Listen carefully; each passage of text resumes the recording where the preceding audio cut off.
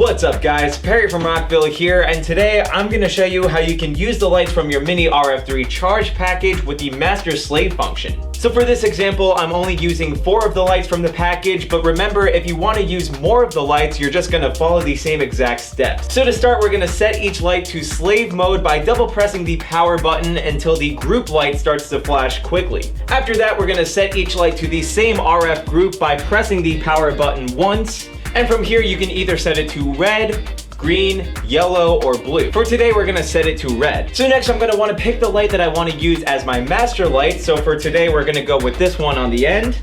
And then I'm gonna double press the power button until it's set to RF mode. You'll know it's set to RF mode when the group light is a solid color. Also be sure that the RF group of your master light is the same as the slave lights. For this instance, make sure it's still red. So next we can set our master light to any color or mode using the remote here. But first we're gonna wanna make sure to set the RF group for the remote to the same RF color as our light. So we'll wanna press the RF group button on the remote until it's set to red. So from here we can set the light to any mode or color. And then we're gonna set the master light to master mode by double pressing the power button until it flashes just once.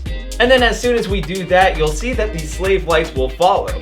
So say your lights are all set to one mode or color, you can always change that by going to the master light and setting it back to RF mode. Use the remote to set it to a different mode or color. And then if I set the master light back to master mode, the rest of your lights are gonna follow.